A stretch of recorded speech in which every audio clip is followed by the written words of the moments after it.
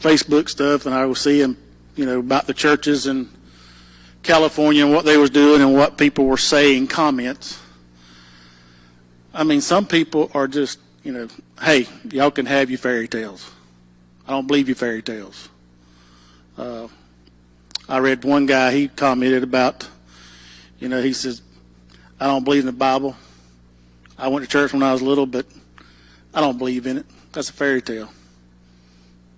And I just got looking at it, I'm like, this is just, how can you feel that way about God when you wake up every day and you see or you hear the birds sing or you see the fish in the streams, or if you see the clouds in the sky, and you see the rainfall, you see the rainbow. It's, how can you sit there and say there's no God and not want to meet the Creator that's created all this? But when you go back and look at it, that's been the problem the whole time. In Noah's day, as in the days of Noah, as it says in, I believe it's in Revelation, it says, the end days will be as the days of Noah. And I thought about that, how Noah was the only person at that time on the earth that spoke with God. Everybody else was doing their own thing. We're about to get to that here. And when I was talking earlier about the churches, I never thought I'd live in a country, especially in America, where a state or local government would tell a church it couldn't open its doors. Because I grew up when churches was open all the time. As I thought, I said, I remember in the 70s when you would have a summer revival, I went twice every day. Because you would have a morning session and you would have a night session. And I was probably 5, 6, 7, 8. And that morning session would mess my playing up with my toys. I'd ask Mama, I said, why have I got to go? I'm playing. I'm having a good time. But I thank God for Mom and Daddy that made me go. And then at night we would turn around and go back again. And that, and I've heard Daddy talk about when people would sit in the windows. You didn't have air conditioning, but the windows would be open and people would sit in the windows and listen. I mean, it would just be people everywhere listening. But now, it's getting to the point you almost got to beg people to come to church. Where did we change? And I've thought and thought, where did we flip-flop it? Some people say, well, it's because you got all this other stuff to do. Well, to me, this is more important than all that other stuff.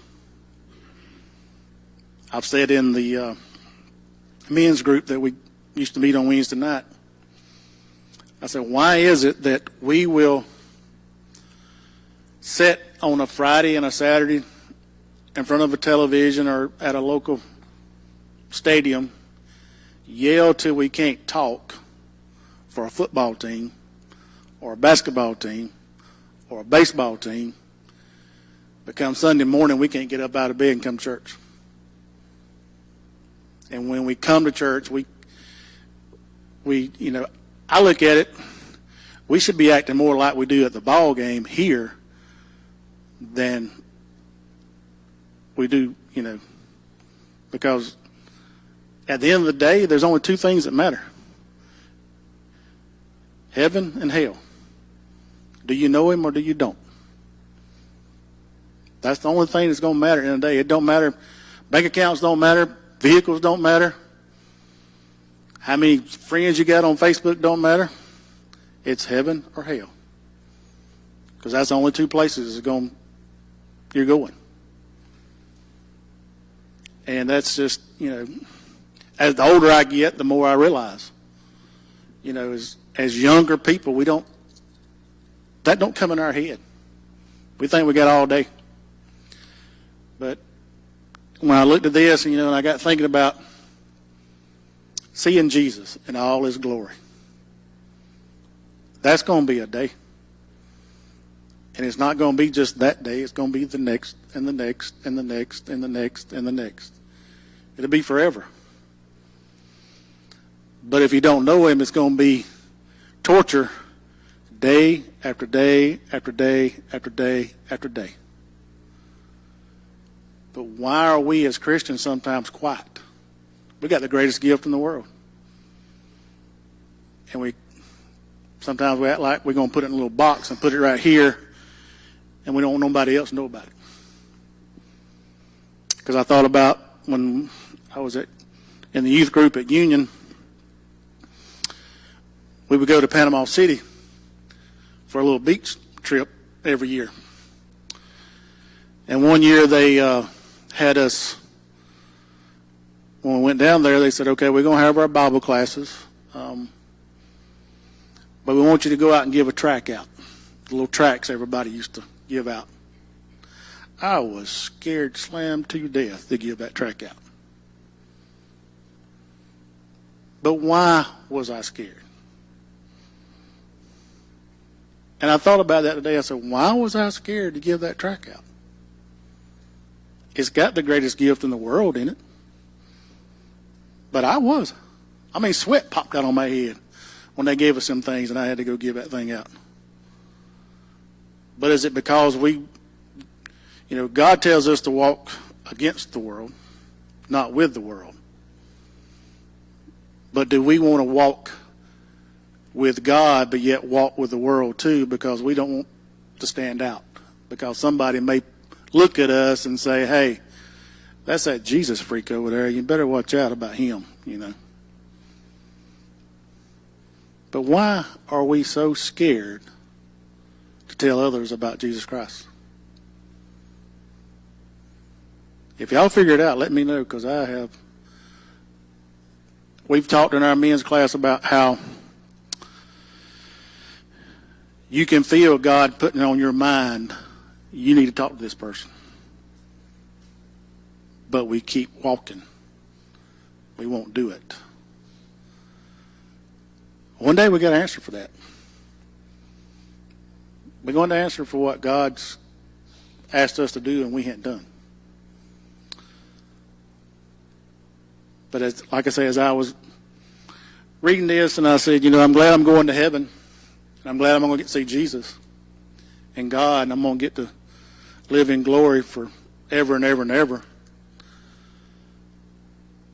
But how many people have I not mentioned it to, that it might have changed their life, that might stay in torture forever and ever and ever and ever? I won't get to see them.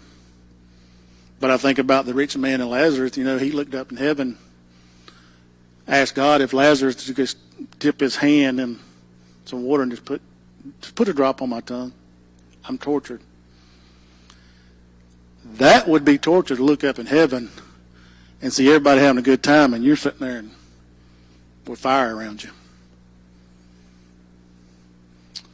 But that's what I had tonight, because it was, like I say, I got called yesterday, and I was like, Lord, what am I going to do? I told Brad, I said, I'll take care of it. The whole time I'm sitting there saying, I don't know what I'm going to do. But I started praying. God laid that on my heart this morning to talk about, Jesus and what it's going to be like one day for us. And I hope I'm in that crowd that's called up in the clouds, because I'm going to get to see all the dead rise. And, I'm going to get to be rising with them. And I've thought about it also, if it happened on a Sunday, church full of people, how many would still be sitting here?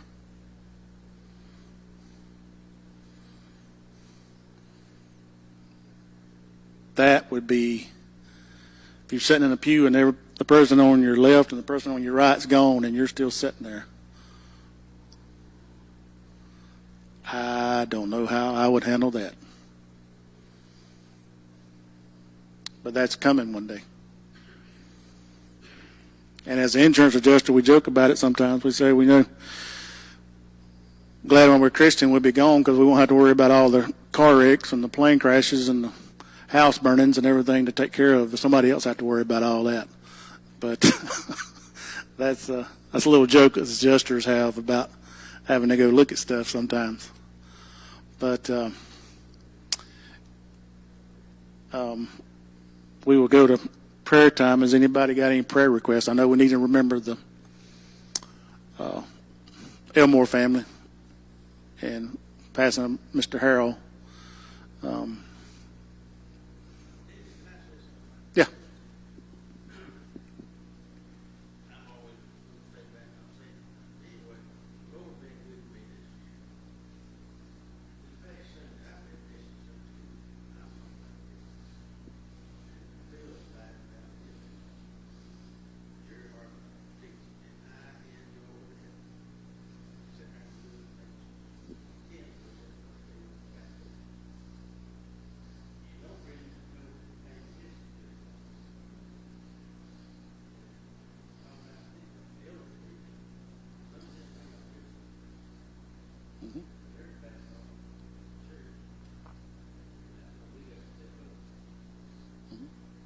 I think God's really, he's shaking us right now. He's making us get out of comfort zones. Making us do things that we hadn't done before. You know, we've always considered church is going to be open. I'm going to be there. Well, he showed us it may not always be there. I think sometimes we put more emphasis on athletes and different things, and God said, well, I'll take it all away from you. I'll show you who I am. I think that's what he's, one thing that going through this coronavirus and what all you have to do is he's making us focus on him more. Then I think we got to a place that, well, I'll go next Sunday. Church be open next Sunday. I'll go next Sunday. Well, it finally came to a time next Sunday wasn't going to be open no more. But I thank God we were able to open back up. And I hope we can continue opening up. I have, as Sunday school director, I'm hoping that we get to the point that we can have Sunday school. It may not be like we've had it before, but we get back to it. Especially for our kids. That's how they learn a lot of what they learn. I wasn't going to tell this story, but I'll go ahead and tell it. Back before Corona, I went to Birmingham with the Junior Beta Club. Jackson was in it, and they do different events, academic-wise, where there's math, language, public speaking. Well, he was on the robotics team, and they built a little robot. And that little robot was supposed to go and pick and sort of move trees out of the way. They designed it so that when a hurricane is coming through and all the trees are blown down, this robot could go ahead of the linemen and clear the area so they don't have to walk in there and be electrical wires laying everywhere. Robot could take care of it. And the robot was supposed to push the tree out of the way, and then it was supposed to grab the tree and actually put it in a debris truck or trailer. And Jackson and Coach Tisdale's son was the two that was going to be there to, one was going to operate and the other one was there to make sure it goes the way it's supposed to go. And there was another little boy that went, and he had broke his arm, so the ones that went had to participate in one of the events. Well, they got down to the day for the robotics, and they got the team together, and they said, the little boy's got to be on one. We're asking for volunteers of who would, set out and let him take their place on the team. Well, all the little kids, they were sitting there and I'm not going to do it. I'm not going to do it. Jackson raised his hand. He said, I'll do it. And he set out and let that little boy take his place. Now, he was a little heartbroken about it. He'd spent a lot of time, him and Silas had spent a lot of time with that robot. Coding it, he tells me. We coded it to do what it's supposed to do. And when I found out about it, I said, I'm proud of him. Because he showed love for his brother by setting out and letting him go in his place. And I thought about that today, and I said, children show us more times about the way we're supposed to act than adults do. And I debated on where to tell that, because if Jackson's watching, he'll probably get me when I get home. But that was just, I just walked up to him and I said, I'm proud of you. You really took a lot to do what you just done. Most kids would have, no, I'm going to be on that floor. And he wanted to be there. And that goes to him being in church and being in Sunday school and learning how to be like Jesus. And that's why I'm hoping that we can, with school starting back, we can start looking at kids coming back to Sunday school, because they need it more than we know. So, any other prayer requests we got? One of the gentlemen out of work, his daughter went to spend some time with her grandmother, grandfather, my friends or work associates, wife's parents. The house was struck by lightning and caught fire. Where's out to the house is total loss. The names are Scott and Diane Jones, and the daughter's name is Bella Proctor. And then another gentleman's daughter, Lacey Long, is stationed at Fort Pope, Louisiana, which is in the correct path of the storm. Chances are they will not evacuate the post. They will remain hunkered down and then be available to the community to post devastation. Yeah, that is one. The people who's in the path of this storm really need to remember them. That is a big, last I seen it was a Cat 4 at 145 miles an hour. It's Cat 5 now. That can do a lot of devastation. I remember when 2011 we had to go to North Alabama with all tornadoes.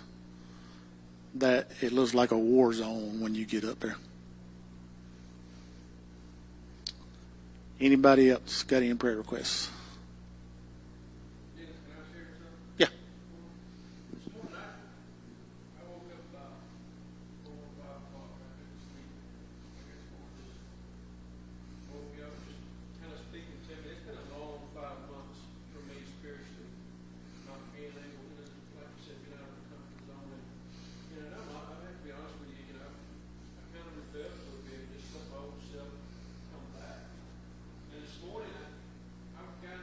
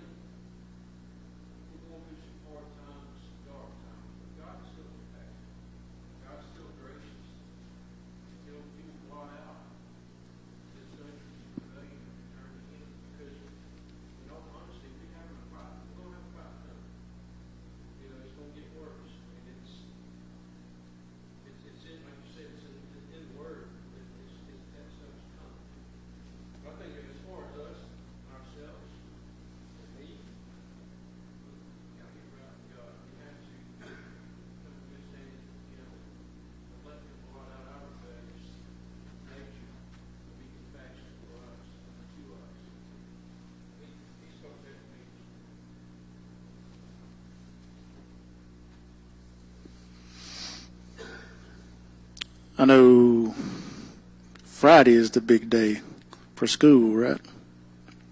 So we do need to remember all the teachers, all the administrators, especially the kids, as this is going to be a whole new thing for them and the teachers, because I don't think y'all really know what's coming yet. Yeah, parents do. It's going to be a whole different ball game with school.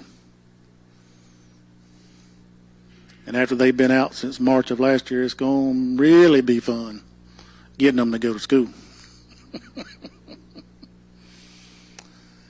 If nothing else, I'm going to ask Sammy if he would say a prayer for our teachers and our kids.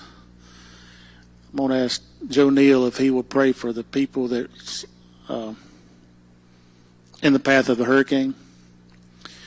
And I'm going to ask Warren if he would say a prayer for our country and what's going on with our country.